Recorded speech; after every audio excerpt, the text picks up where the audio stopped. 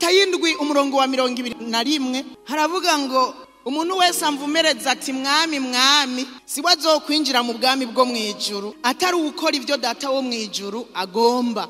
Atari ukora kuvuga ngo mwami mwami ntibihagije. Ibi ni Yesu yari karabivuga ngo uwumvumereza ati mwami mwami hanyuma nakore ibikogwa bihuye n'ivyo data wo mwijuru agomba, ngo ntazokwinjira mu bwami bwo mwijuru. Kuvuga ukabiherekeresha ibikogwa na cyane cyane kuvuga amajambo ahesha icyubahiro Imana, kuvuga ibishira hejuru izina ry'Uhoraho ukabiherekeresha ibikogwa, kuvuga ibijanye n'amajambo y'ubugingo wasomye yakubatse ugaca uyashira mu ngiro, nagiye gusanga bizoduha kwinjira mu bwami bwo mwijuru. Kuvuga ati mwami tukajyanisha n'ibikogwa, kuvuga Yesu ashimwe tukajyanisha n'ibikogwa, abo nibo bazokwinjira mu bwami bwo mwijuru. Haleluya. Usomye muri Yakobo hariya mu gice cya 2 haravuga ukuntu Aburahamu yatsindanishirijwe n'ibikogwa, kandi Aburahamu yarose izina ryitwa ngo sekuruza w'abizera kubera yakoze. Izina yarihawe kubera yakoze. Ikintu cya mbere yakoze, yarahagurutse mu kwizera, ava mu nzu yase, ava mu gihugu ciwe, ava mu muryango w'iwabo, agenda mu gihugu atazi, agenda yerekeye hatazi, muga yizeye ngo iyo Mana yamuhagurukije irazi y'injana.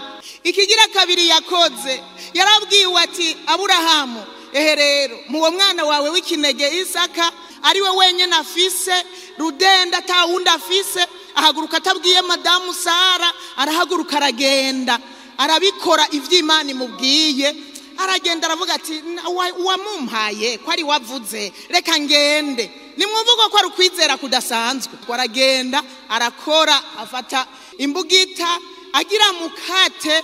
Umumarayika ava mwijuru ati Aburahamu nabonye kunyubaha, raba hirya yawe mu gisaka. Acabona y'intama abari yakerera atanga kwikimazi. Aburahamu bimuha izina ryitwa ngo sekuruza w'abizera. Yabihawe n'ibikogwa, niyabihawe nuko yumvise ijwi ry'Imana rimubwira ngo Aburahamu va mu gihugu cyawe, va mu nzu yaso, va mu muryango wanyu. Aburahamu fata umwana wawe w'ikinege ugende umutange kwikimazi. Niyabihawe n'ivyo, yabihawe nuko yashize mu ngiro, aragenda arakora. Ibikogwa bisumba kumviriza, ibikogwa bisumba kuvuga. Aburahamu atsindanishirizwa n'ibikogwa kuko yakoze yashira mu ngiro kandi bimuha izina.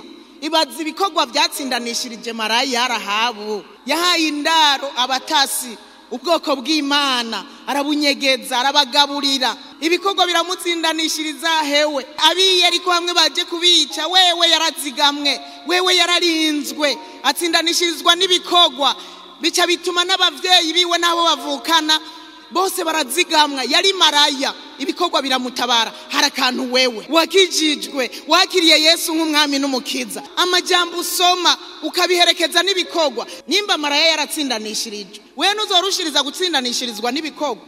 Ibikogwa bisumba amajambo.